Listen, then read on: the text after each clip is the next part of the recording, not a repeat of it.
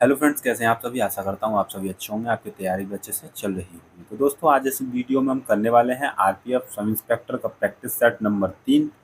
दोस्तों, इस वीडियो में रहेगा आपका जीके जीएस के 50 प्रश्न एक्स्ट्रा फैक्ट के साथ। ठीक है दोस्तों, और इस प्रैक्टिस सेट की पीडीएफ आप हमारे टेलीग्राम चैनल से डाउनलोड कर सकते हैं, जिसकी लिंक कमेंट बॉक्स में या डिस्क्रिप्शन बॉक्स में आप देख सकते हैं। ठीक है दोस्तों, तो बिना किसी देरी के शुरू करते हैं अपने पहले प्रश्न से। पहला प्रश्न इसमें दिया हुआ है कि पारंपरिक पंखिड़ा लोकगीत निम्नलिखित में से किस राज्य से संबंधित है। तो जो पंखिड़ा लोकगीत है, ये किस राज्य से संबंधित है? छत्तीसगढ़ से, कश्मीर से, ओडिशा से या राजस्थान से? तो पंखिड़ा जो लोकगीत है, ये राजस्थान राज्य से संबंधित है। और ये पंखिड़ा जो लोकगीत है, किसानों के द्वारा जब खेत में काम करते समय गाया जाता है। ठीक है दोस्तों, तो पंखेड़ा जो लोकगीत है किस राज्य से संबंधित है? राजस्थान से। अगला प्रश्न है, प्रश्न नंबर 2 है, निम्नलिखित में से किस सूक्ष्म जीव को सजीव और निर्जीव के बीच की कड़ी माना जाता है? तो किस सूक्ष्म जीव को माना जाता है? कवक को माना जाता है, जीवाणु को, विषाणु को या शैवाल को? तो सजीव और निर्जीव के जो बीच की कड़ी मानी जाती है, ये मानी जाती है विषाणु यानी वायरस को। क्योंकि दोस्तों, जो वायरस होता है ये सजीव और निर्जीव दोनों के जो गुण होते हैं उनको धारण कर सकता है। ठीक है दोस्तों, इसलिए इसको बीच की कड़ी माना जाता है। नंबर 3 है, जास्कर नदी निम्नलिखित में से किस नदी की सहायक नदी है? तो जास्कर नदी किसकी सहायक नदी है? व्यास नदी की, सिंधु नदी की, यमुना नदी की या गंगा नदी की? तो जो जास्कर नदी है, ये सिंधु नदी की सबसे प्रमुख सहायक नदी है। सिंधु नदी की सहायक नदी है। और जो जास्कर नदी का जो उद्गम है, वो जो महान हिमालय है, महान हिमालय से है। महान हिमालय का जो उत्तर पूर्वी भाग है, वहां से ये जास्कर नदी निकलती है और सिंधु नदी में जाके मिल जाती है। ठीक है दोस्तों, अगला प्रश्न है, प्रश्न नंबर 4, कांटेदार वनों और झाड़ियों की जलवायु परिस्थितियां निम्नलिखित में से किस पौधे की प्रजाति के लिए सबसे आदर्श हैं? यानी कि ये जो जलवायु है वो किस पौधे के लिए सबसे अच्छी है? शीशम के पौधे के लिए, जैसे रोजवुड कहते हैं, सागौन जैसे टीक कहते हैं, हपुसा जैसे जूनीपुर बोलते हैं, या फिर यूफोरबिया कहते हैं, उसके लिए सबसे आदर्श है। तो इसका सही आंसर है यूफोरबिया के लिए ये जो जलवायु है सबसे आदर्श है, यानी सबसे अच्छी है। जो कांटेदार वन और जो झाड़ियाँ पाई जाती हैं, कहाँ पाई जाती हैं? उस क्षेत्र में पाई जाती हैं जहाँ 70 सेंटीमीटर से भी कम वर्षा होती है। वहाँ पर ये जलवायु, जो कांटेदार वन और झाड़ियाँ पाई जाती हैं। और जो कांटेदार वन और जो झाड़ियाँ होती हैं, ये बाष्पीकरण को कम करने के लिए इनकी जो पत्तियां होती हैं वो कांटे का रूप धारण कर लेती हैं, जिससे क्या होता है? बाष्पीकरण कम होता है। ठीक है दोस्तों, अगला प्रश्न है, प्रश्न नंबर 5 है, ईरान का प्रसिद्ध चित्रकार अब अस समद निम्नलिखित में से किसके निमंत्रण पर भारत आया था? तो किसके निमंत्रण पर आया था? औरंगजेब के, जहांगीर के, अकबर के या हुमायूं के? तो एक फारसी चित्रकार था जिसका नाम था अब अस समद, जो कि हुमायूं के निमंत्रण पर भारत आया था। किसके निमंत्रण पर आया था? हुमायूं के, जो कि बाबर का पुत्र है। ठीक है दोस्तों, किसका पुत्र है? हुमायूं बाबर का पुत्र है। अगला प्रश्न है, प्रश्न नंबर 6 है, ग्रामीण रोजगार सृजन कार्यक्रम REGP में शुरू किया गया था। तो कब शुरू किया गया था ग्रामीण रोजगार सृजन कार्यक्रम? 1995 में, 1990 में, 1999 में या 1992 में? तो जो ग्रामीण रोजगार सृजन कार्यक्रम है, ये 1995 में, 1 अप्रैल 1995 में शुरू किया गया था। किसके द्वारा शुरू किया गया था? ये शुरू किया गया था खादी और ग्रामोद्योग आयोग के द्वारा। खादी और ग्रामोद्योग जो आयोग है उसके द्वारा इसको शुरू किया गया था, ग्रामीण रोजगार सृजन कार्यक्रम को 1995 में। अगला प्रश्न है, प्रश्न नंबर 7 है, टेनिस खिलाड़ी अलेक्जेंडर ज्वेरेव निम्नलिखित में से किस देश का प्रतिनिधित्व करते हैं? यानी किस देश से खेलते हैं? अमेरिका, जर्मनी, स्विट्जरलैंड या फ्रांस? तो इसका सही आंसर है, जो अलेक्जेंडर ज्वेरेव है, ये जर्मनी की तरफ से खेलते हैं। किसकी तरफ से खेलते हैं? जर्मनी का प्रतिनिधित्व करते हैं। Option number 2। अगला प्रश्न है, अशोक के साम्राज्य के निम्नलिखित में से किस भाग में उनके शिलालेख खरोष्टी लिपि में लिखे गए थे? तो जो अशोक के जो शिलालेख हैं वो उनमें खरोष्टी लिपि का प्रयोग कहाँ किया गया है, किस साम्राज्य की तरफ किया गया है, तो ये पूछा गया है। तो दोस्तों ऑप्शन है उत्तर पश्चिमी, मध्यवर्ती, दक्षिणी या उत्तर पूर्वी भाग में खरोष्टी लिपि का प्रयोग किया गया है। तो इसका सही आंसर है जो उत्तर पश्चिमी भाग था, उत्तर पश्चिमी भाग था जो अशोक के साम्राज्य का, वहां पर उसके शिलालेखों में खरोष्टी लिपि का प्रयोग किया गया है। तो जो दोस्तों शिलालेख थे, अशोक के जो शिलालेख थे उनमें दो लिपियों का प्रयोग किया गया है। एक है खरोष्टी, एक है खरोष्टी और एक है इसमें आपकी ब्राह्मी। कौन सी लिपि है, ब्राह्मी लिपि है। तो ये दो लिपियों का प्रयोग किया गया है, खरोष्टी और ब्राह्मी लिपियों का प्रयोग किया गया है, जिसमें से उत्तर पश्चिमी जो शिलालेख हैं उनमें खरोष्टी का प्रयोग किया गया है। अगला प्रश्न है रॉ a history of India's covert operations नामक पुस्तक के लेखक निम्नलिखित में से कौन है। तो इस पुस्तक के लेखक कौन है, यतीश यादव, निरुपमा यादव, विजल वचरजानी या नीना रॉय। तो इसका सही आंसर है, पत्रकार हैं एक यतीश यादव, उनके द्वारा ये पुस्तक लिखी गई है, रॉ a history of India's covert operations. इसमें क्या है, जो रॉ के द्वारा जो वीरता पूर्वक जो कार्य किए गए हैं, उनके द्वारा जो ऑपरेशंस किए गए हैं, उनका इस पुस्तक में वर्णन किया गया है। ठीक है दोस्तों, अगला प्रश्न है, प्रश्न नंबर 10 है, निम्नलिखित में से किस भारतीय को गणित के क्षेत्र में उनके असाधारण योगदान के लिए जाना जाता है। तो किसको जाना जाता है गणित के क्षेत्र में, जेसी बोस को, एस रामानुजम को, बी ए साराभाई को या सी वी रमन को। तो दोस्तों इसका सही आंसर है, महान गणितज्ञ थे एस रामानुजन। कौन थे, रामानुजन। रामानुजन का ही नाम है रामानुजाचार्य, इनको ही रामानुजाचार्य कहते हैं। इन्होंने क्या किया था, इन्होंने जो जनसंख्या सिद्धांत था, जो संख्या सिद्धांत में इन्होंने सहयोग दिया था, संख्या सिद्धांत, और इस इन्हीं का था एक अनंत अनंत क्या था, अनंत श्रृंखला भी इन्हीं का एक सहयोग था। ठीक है दोस्तों, इन्होंने इस पर काम किया था और ये पहले व्यक्ति थे, श्री रामानुजम एक पहले व्यक्ति थे जिनको कैम्ब्रिज के जो ट्रिनिटी कॉलेज में फेलो चुना गया था, प्रथम भारतीय थे। अगला प्रश्न है, प्रश्न नंबर 11 है, ईंधन के कैलोरी मान का मात्रक निम्नलिखित में से किस रूप में व्यक्त किया जाता है। तो जो कैलोरी का जो मान है वो किस मात्रक में व्यक्त किया जाता है, किलो जूल प्रति किलो में, माइक्रोन में, पीएसआई में या एमएमएचजी में। तो इसका सही आंसर है, ये इसको जो व्यक्त करते हैं वो करते हैं किलो जूल प्रति केजी में। इसका सही आंसर है ऑप्शन नंबर 1। अगला प्रश्न है, प्रश्न नंबर 12 है, किस राज्य ने घोल मछली को राज्य मछली घोषित किया है। तो किस राज्य ने किया है, ओडिशा ने, गुजरात ने, पश्चिम बंगाल ने या उत्तर प्रदेश ने। तो जो घोल मछली है उसको राज्य मछली घोषित किया है गुजरात ने। किसने किया है, गुजरात ने किया है। और ये भी कब किया गया था, ये किया गया था जब अंतर्राष्ट्रीय मत्स्य पालन सम्मेलन हो रहा था। कब हो रहा था ये, 2023 में हो रहा था। उसी समय जो यहाँ के भूपेंद्र पटेल हैं उनके द्वारा ये घोल मछली को राज्य मछली घोषित किया गया। ऑप्शन नंबर 2 इसका सही आंसर है। अगला प्रश्न है, भारत के संविधान के निम्नलिखित में से किस अनुच्छेद में राज्य को प्रसूति सहायता के लिए प्रावधान निर्मित करने का निर्देश दिया गया है। अनुच्छेद 39 में प्रसूति सहायता के बारे में बताया गया है, या अनुच्छेद 40 या अनुच्छेद 41 या अनुच्छेद 42। तो प्रसूति जो सहायता होती है, जो महिलाओं में होती है, उसके लिए जो अनुच्छेद है, उसके लिए जो प्रावधान दिया गया है वो दिया गया है अनुच्छेद 42 में। ऑप्शन नंबर 4 इसका सही आंसर है, अनुच्छेद 42 में बताया गया है। और अनुच्छेद 39 में क्या बताया गया है, अनुच्छेद 39 में बताया गया है समान कार्यों के लिए समान वेतन।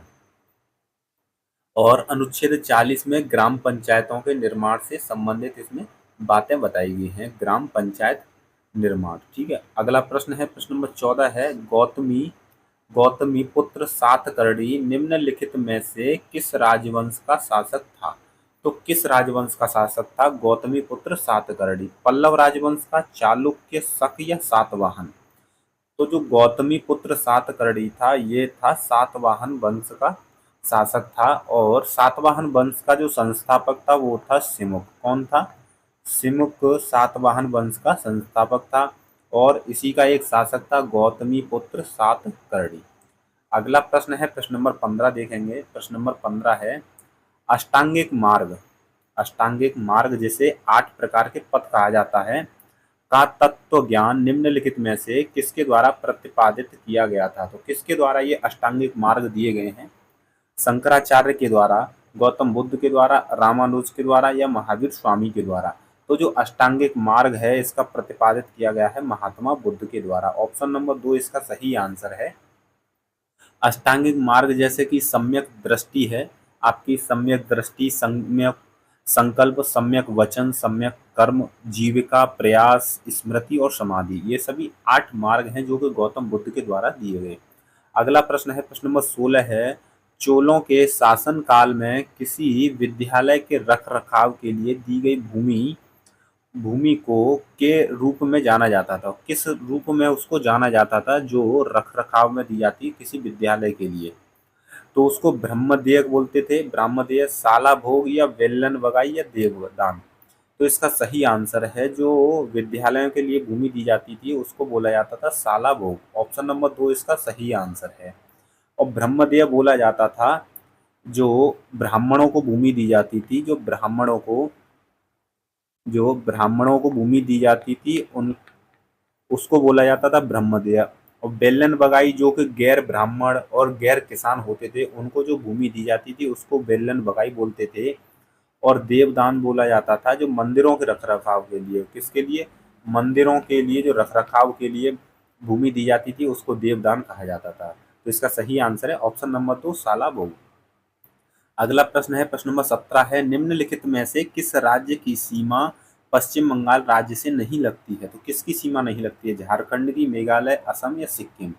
तो जो पश्चिम बंगाल है इसकी सीमा मेघालय राज्य से नहीं लगती है। ऑप्शन नंबर 2 इसका सही आंसर है। पश्चिम बंगाल राज्य से झारखंड, असम, सिक्किम, उस ओडिशा और बिहार, इन 5 राज्यों की सीमा लगती है। और 3 ऐसे देश हैं जिनसे ये सीमा बनाता है। 3 देश कौन कौन से हैं? एक तो नेपाल, नेपाल के बाद एक है भूटान, नेपाल, भूटान, और एक है बांग्लादेश। इन 3 देशों से सीमा बनाता है पश्चिम बंगाल, और बाकी के 5 राज्यों से। अगला प्रश्न है प्रश्न नंबर 18 है निम्नलिखित में से किस उद्योग को भारत में 8 आधारभूत उद्योगों के सूचकांक की गणना के लिए उपयोग किया जाता है? तो 8 जो आधारभूत उद्योग हैं उनमें से कौन सा इसमें है? तो तांबा है, वस्त्र है, एल्यूमिनियम है, या रिफाइनरी उत्पाद है? तो इसमें जो 8 आधारभूत उद्योग हैं उनमें से एक है रिफाइनरी उत्पाद। इसका सही आंसर है ऑप्शन नंबर 4। तो कौन कौन से 8 उत्पाद हैं जो आधारभूत उद्योग हैं? एक है बिजली, क्या है? बिजली है। बिजली के बाद दूसरा है कोयला, बिजली और कोयला है, बिजली, कोयला है, प्राकृतिक गैस है, प्राकृतिक गैस है, और आपका जो कच्चा तेल है, क्या है? कच्चा तेल है, सीमेंट है, सीमेंट है, एक है उर्वरक, सीमेंट, उर्वरक, और एक है स्टील, एक क्या है? स्टील। ये सभी जो 8 आधारभूत उद्योग हैं। अगला प्रश्न है प्रश्न नंबर 19 है सिद्धांत शिरोमणि नामक प्राचीन ग्रंथ निम्नलिखित में से किसने लिखा है? तो जो सिद्धांत शिरोमणि नामक प्राचीन ग्रंथ ब्रह्मगुप्त के द्वारा, आर्यभट्ट के द्वारा, भास्कराचार्य के द्वारा, या महावीराचार्य के द्वारा? तो जो सिद्धांत शिरोमणि लिखा गया है ये लिखा गया है भास्कराचार्य के द्वारा। किसके द्वारा?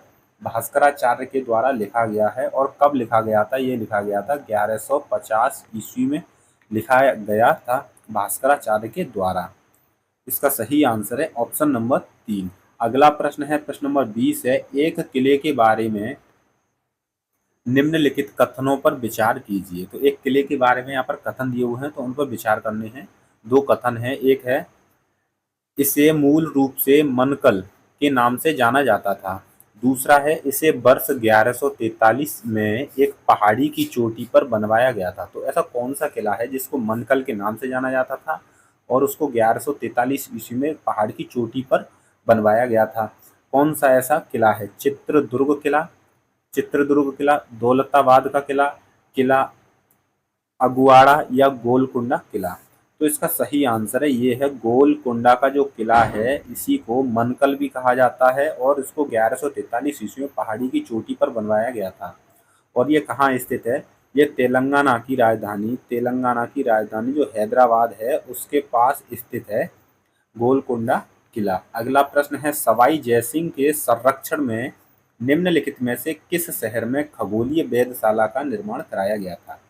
तो सवाई जयसिंह है, जिसे अम्बेर या जयपुर का महाराजा कहते हैं, सवाई जयसिंह द्वितीय कौन थे? सवाई जयसिंह द्वितीय के द्वारा 5 खगोलीय वेधशालाओं का निर्माण कराया गया था, जिसमें से एक थी आपकी दिल्ली में। एक तो कहाँ है? दिल्ली में है।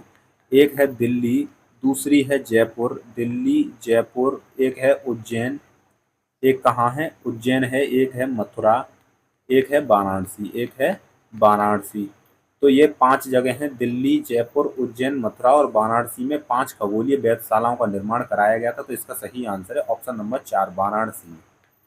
अगला प्रश्न है, प्रश्न नंबर 22 है, भारत में देश की विदेशी मुद्रा के भंडार का संरक्षक निम्नलिखित में से कौन होता है? कौन होता है विदेशी मुद्रा भंडार का संरक्षक?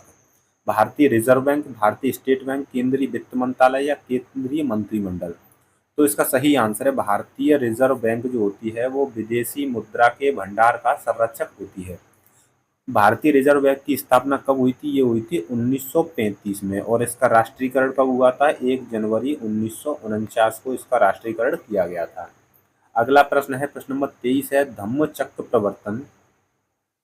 धर्मचक्र प्रवर्तन नामक बौद्ध आयोजन निम्नलिखित में से किस स्थान पर किया गया था? तो धम्मचक्र प्रवर्तन जो था ये कहाँ हुआ था? तो इसका सही आंसर है, इसका जो ये हुआ था सारनाथ में हुआ था। कहाँ हुआ था? सारनाथ में। ऑप्शन नंबर 3 इसका सही आंसर है। ये कहाँ हुआ था? सारनाथ में हुआ था, जो कि वाराणसी के पास। कहाँ पर? वाराणसी के निकट जो हिरण वाराणसी के निकट जो ऋषिपत्तनम कहाँ था? ऋषिपत्तनम के समीप यहाँ पर इन्होंने 5 शिष्यों कितने 5 शिष्यों को अपना पहला उपदेश दिया था, जिसको धर्मचक्र प्रवर्तन कहा जाता है। तो इसका सही आंसर है ऑप्शन नंबर 3 इसका सही आंसर होगा। सारनाथ में धम्मचक्र प्रवर्तन हुआ था। अगला प्रश्न है, प्रश्न नंबर 24 है, सुल्तानगंज जो कि बिहार में भागलपुर के निकट यानी भागलपुर जिले के निकट है में खोजी गई गौतम बुद्ध की विशाल प्रतिमा को काल की प्रतिमा मानी गई है। यह किस काल की प्रतिमा मानी गई है जो कि सुल्तानगंज में पाई गई है महात्मा बुद्ध की विशाल प्रतिमा? शुंग वंश की, मौर्य वंश की, नंद वंश की या गुप्त वंश की? तो इसका सही आंसर है ये है गुप्त वंश की। गुप्त वंश यानी गुप्त काल की प्रतिमा मानी गई है गौतम बुद्ध की। ये तांबे से निर्मित है। किससे निर्मित है? ये तांबे से निर्मित है। और ये कब पाई गई थी? जब 1861 में रेलवे का कार्य निर्माण यानी रेलवे निर्माण का कार्य हो रहा था, उस समय 1861 में ये महात्मा बुद्ध की विशाल प्रतिमा प्राप्त हुई। अगला प्रश्न है, प्रश्न नंबर 25 है, निम्नलिखित में से किसने महात्मा गांधी को महिलाओं को नमक सत्याग्रह आंदोलन में भाग लेने की अनुमति देने के लिए सहमत किया था? तो किसने महात्मा गांधी को सहमत किया था कि महिलाएं जो हैं वो नमक सत्याग्रह आंदोलन में भाग लें? तो किसने सहमत किया था? कमला देवी चट्टोपाध्याय ने, एनी बेसेंट ने या आशलता सेन ने या अम्बाबाई ने? तो इसका सही आंसर है ये सहमत किया था कमला देवी चट्टोपाध्याय के द्वारा महात्मा गांधी को सहमत किया गया था। तो महात्मा गांधी ने क्या कहा था? इसमें नमक सत्याग्रह में महिलाओं को शामिल नहीं किया था, क्योंकि उन्होंने सोचा था कि अंग्रेज ये कहेंगे कि ये महिलाओं के पीछे छिपकर ये आंदोलन कर रहे हैं, जिसकी वजह से उन्होंने इन महिलाओं को शामिल नहीं किया था। लेकिन जो कमला देवी चट्टोपाध्याय थी, इन्होंने इनको महिलाओं को शामिल करने के लिए सहमत कर लिया था। और कमला देवी चट्टोपाध्याय ही पहली महिला हैं जो स्वतंत्रता आंदोलन में गिरफ्तार होने वाली पहली महिलाएं हैं। कौन सी महिला है? प्रथम महिला। अगला प्रश्न है, प्रश्न नंबर 26 है, अबुल फजल द्वारा लिखा गया अकबरनामा कितनी पुस्तकों में विभाजित है? 2 पुस्तकों में, 3 पुस्तकों में, 5 पुस्तकों में या 4 पुस्तकों में? तो जो अबुल फजल के द्वारा, किसके द्वारा? पहली बात तो ये अबुल फजल के द्वारा लिखा गया है अकबरनामा। ये अकबर की पुस्तक है। ये 3 भागों में विभाजित है। कितने भागों में विभाजित है? 3 भागों में विभाजित है। पहले भाग में अकबर के जन्म से संबंधित है। किसके? अकबर के अकबर के जन्म से संबंधित है। अकबर के जन्म से संबंधित है पहला भाग, और जो दूसरा भाग है उसके शासन से संबंधित है। किससे संबंधित है? शासन से संबंधित है। और तीसरा जो भाग है जिसे आईने अकबरी कहते हैं, क्या बोलते हैं? जिसे आईने अकबरी कहा जाता है। ठीक है दोस्तों, तीसरा भाग कौन सा है? आईने अकबरी है। तो कितने भागों में विभाजित है? एक, दो, तीन, तीन भागों में विभाजित है। अकबरनामा और अबुल फजल के द्वारा ये रचित है। अगला प्रश्न है, प्रश्न नंबर 27 है, उड़ीसा की सबसे लंबी नदी निम्नलिखित में से कौन सी है? तो उड़ीसा की सबसे लंबी नदी कौन सी है? तो कौन सी है? कृष्णा नदी है, तापी नदी है, महानदी है, या गोदावरी नदी है? तो इसका सही आंसर है कृष्णा वो उड़ीसा की सबसे लंबी नदी है महानदी। कौन सी नदी है? महानदी है। और ये कितने किलोमीटर है? ये 857 किलोमीटर लंबी है महानदी। उड़ीसा की सबसे लंबी नदी है। और इसका जो उद्गम है ये छत्तीसगढ़ के जो छत्तीसगढ़ के रायपुर जिले के बस्तर पठार की अमरकंटक पहाड़ी, कौन सी पहाड़ी? अमरकंटक पहाड़ी से इसका उद्गम होता है महानदी का। अगला प्रश्न है, प्रश्न नंबर 28 है, प्राचीन भारत में महाजनपदों के शासक फसलों की उपज की दर से वसूलते थे। तो कितनी दर से फसलों की उपज को वसूलते थे? 1/3 भाग वसूलते थे, 1/5, 1/6, 1/5, 4। तो इसका सही आंसर है वो 1/6 भाग फसलों की उपज का वसूलते थे। ऑप्शन नंबर 3 इसका सही आंसर है। अगला प्रश्न है, प्रश्न नंबर 29 है, भारत के संविधान का निम्नलिखित में से कौन सा अनुच्छेद सैन्य या अकादमिक वैशिष्ट्य को छोड़कर भारतीय राज्य द्वारा कोई उपाधि प्रदान किए जाने से निषेधित करता है?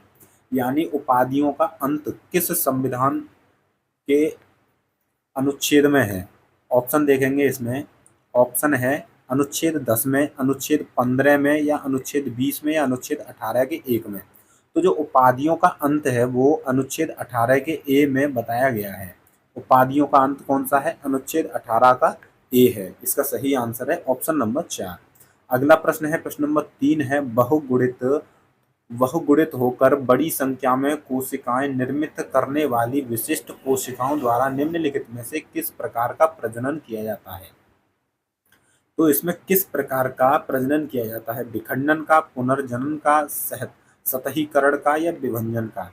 तो इसका सही आंसर है ये जो प्रजनन होता है वो होता है पुनर्जनन का। किसका होता है? पुनर्जनन का, रीजनरेशन का होता है। ऑप्शन नंबर 2 इसका सही आंसर है। अगला प्रश्न है, प्रश्न नंबर 31 है, डाफला की पहाड़ियां मुख्य रूप से किस राज्य में व्याप्त हैं? तो डाफला की जो पहाड़ियां हैं वो किस राज्य में व्याप्त हैं? ऑप्शन 1 है उड़ीसा, झारखंड, अरुणाचल प्रदेश, या पश्चिम बंगाल। तो डाफला की जो पहाड़ियां हैं ये अरुणाचल प्रदेश में स्थित हैं।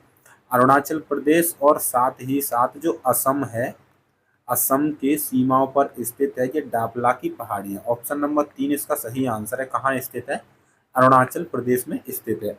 अगला प्रश्न है, प्रश्न नंबर 32 है, निम्नलिखित में से कौन प्राणी जगत के संधिपाद प्राणी यानी कि आर्थ्रोपोडा समूह से संबंधित नहीं है?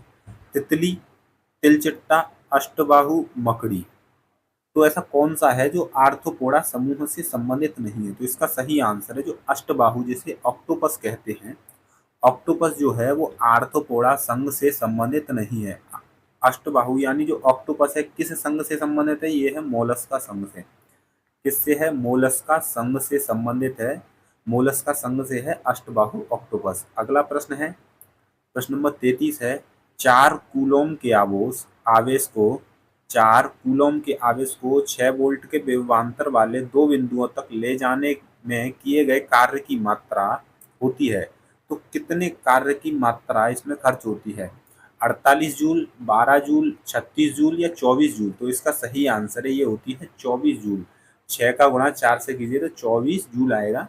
तो इसका सही आंसर है ऑप्शन नंबर 4। अगला प्रश्न है, प्रश्न नंबर 34 है, निम्नलिखित में से किस देश में झूम कृषि को कोनुको के नाम से जाना जाता है? तो किस देश में जाना जाता है झूम कृषि को कोनुको के नाम से? वियतनाम में, अमेरिका में, वेनेजुएला में या मेडागास्कर में? तो इसका सही आंसर है, ये जाना जाता है वेनेजुएला में। जो वेनेजुएला है इसमें झूम कृषि को कोनुको के नाम से जाना जाता है। इसका सही आंसर है ऑप्शन नंबर 3। अगला प्रश्न है, प्रश्न नंबर 35 है, बराबर की गुफाएं निम्नलिखित में से किस राज्य में स्थित हैं? महाराष्ट्र में, मध्य प्रदेश में, बिहार में या गुजरात में? तो जो बराबर की गुफाएं हैं ये बिहार राज्य में स्थित है। कहाँ स्थित है? बिहार राज्य में स्थित हैं। यहाँ पर क्या था, भारत की सबसे पुरानी जीवित शैलकृत गुफाएं पाई गई हैं। कैसी पाई गई हैं? जीवित शैलकृत गुफाएं पाई गई हैं, जिसके लिए ये गुफा प्रसिद्ध है, बराबर की गुफाएं। अगला प्रश्न है, प्रश्न नंबर 36 है, पारंपरिक रंगमंच कला माच निम्नलिखित में से किस राज्य से संबंधित है? तो जो रंगमंच कला माच है ये किस राज्य से संबंधित है? केरल, असम, कर्नाटक या मध्य प्रदेश?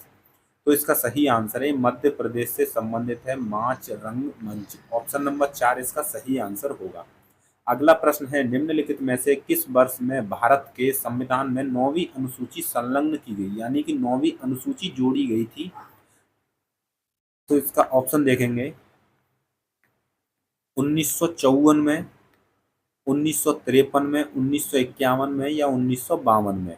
तो जो 9वीं अनुसूची थी ये जोड़ी गई थी 1951 में। ऑप्शन नंबर 3 इसका सही आंसर है। पहले संविधान संशोधन 1951 के द्वारा 9वीं अनुसूची जोड़ी गई थी, और 9वीं अनुसूची के साथ ही साथ इसमें अनुच्छेद जो आर्टिकल था 31A और 31B भी इसमें जोड़ा गया था, जो कि भूमि सुधार से संबंधित थे। ठीक है दोस्तों, अगला प्रश्न है, प्रश्न नंबर 38 है, भारत की जनगणना के अनुसार निम्नलिखित में से किस केंद्र शासित प्रदेश की जनसंख्या अन्य 3 विकल्पों की अपेक्षा सबसे कम है? तो यहाँ पर 4 विकल्प दिए हुए हैं, यहाँ पर बताना है सबसे कम जनसंख्या इन चारों में से किसकी है? चंडीगढ़ की, लक्षद्वीप की, पुडुचेरी या अंडमान एवं निकोबार? तो इसका सही आंसर है, सबसे कम जो जनसंख्या है वो है लक्षद्वीप की। किसकी है? लक्षद्वीप की। लक्षद्वीप पर कुल 64,000 जनसंख्या है। कितनी है? 64,000 जनसंख्या है, जबकि चंडीगढ़ में कुल 10 लाख, पुडुचेरी पे 12 लाख, अंडमान और निकोबार में है 3.5 लाख के आसपास। ठीक है दोस्तों, सबसे कम जनसंख्या कहाँ है? लक्षद्वीप में। ऑप्शन 2 इसका सही आंसर है। अगला प्रश्न है, प्रश्न नंबर 39 है, निम्नलिखित में से किस प्राचीन ग्रंथ के श्लोकों को संगीतबद्ध किया गया था?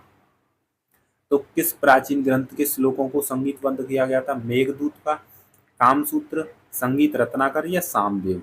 तो इसका सही आंसर है जो सामदेव है, इनके जो प्राचीन जो श्लोक हैं उनको संगीतबद्ध किया गया है। ऑप्शन नंबर 4 इसका सही आंसर है सामवेद। सामवेद को दोस्तों बुक ऑफ सॉन्ग्स भी बोलते हैं। क्या बोलते हैं? बुक ऑफ सॉन्ग्स भी बोलते हैं सामवेद को। इसी को बोला जाता है वेद ऑफ चैट्स, और गीतों का योग भी इसी को कहा जाता है। अगला प्रश्न है, प्रश्न नंबर 40 है, भारतीय संविधान के अनुसार प्रधानमंत्री की नियुक्ति द्वारा की जाती है। किसके द्वारा की जाती है? प्रधानमंत्री की नियुक्ति लोकसभा के अध्यक्ष के द्वारा, भारत के राष्ट्रपति के द्वारा, मंत्री परिषद के द्वारा या भारत के मुख्य न्यायाधीश के द्वारा? तो भारतीय संविधान के अनुसार जो प्रधानमंत्री की नियुक्ति की जाती है वो की जाती है भारत के राष्ट्रपति के द्वारा। और ये किस अनुच्छेद में इसका वर्णन है? ये आर्टिकल 75 में इसके बारे में बताया गया है कि भारत के प्रधानमंत्री की नियुक्ति राष्ट्रपति के द्वारा की जाएगी और अन्य मंत्रियों की नियुक्ति प्रधानमंत्री की सलाह पर राष्ट्रपति के द्वारा की जाएगी। अगला प्रश्न है, प्रश्न नंबर 41 है, भारत के संविधान का निम्नलिखित में से कौन सा अनुच्छेद अल्पसंख्यकों द्वारा शिक्षा संस्थानों की स्थापना और प्रशासन करने का अधिकार निर्दिष्ट करता है? तो कौन सा ऐसा अनुच्छेद है जो अल्पसंख्यकों द्वारा शिक्षा संस्थानों की स्थापना और प्रशासन से संबंधित है? अनुच्छेद 27, अनुच्छेद 28, अनुच्छेद 30 या अनुच्छेद 29? तो जो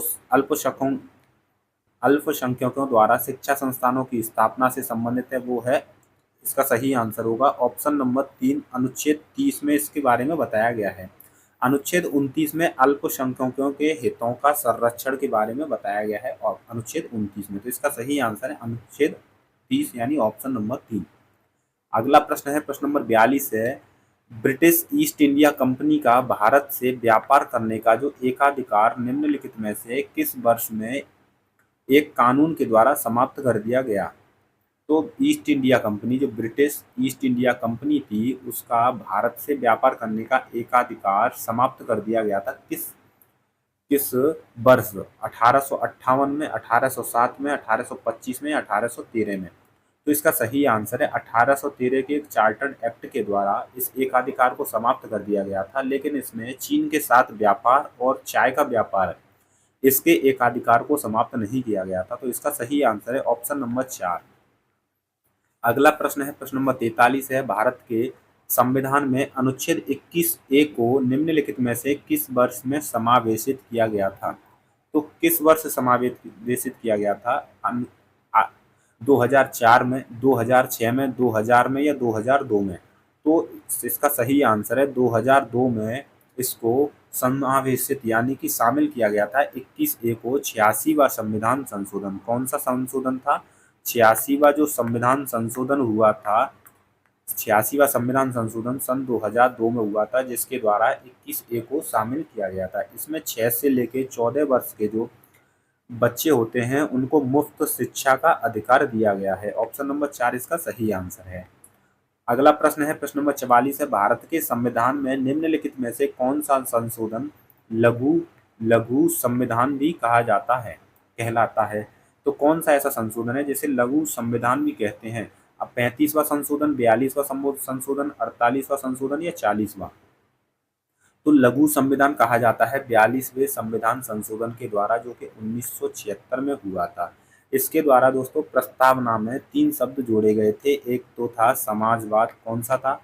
समाजवाद था। एक था पंथ निरपेक्ष, समाजवाद और पंथ निरपेक्ष, निरपेक्ष और अखंडता, ये 3 शब्द तो जोड़े गए थे इस प्रस्तावना में। और बाकी के जो एक मूल कर्तव्य जोड़े गए थे भाग 4 के क में अनुच्छेद 51A में जोड़े गए थे 10 मूल कर्तव्य। कितने मूल कर्तव्य? 10 मूल कर्तव्यों को भी इसी से जोड़ा गया, इसलिए इसको लघु संविधान कहते हैं।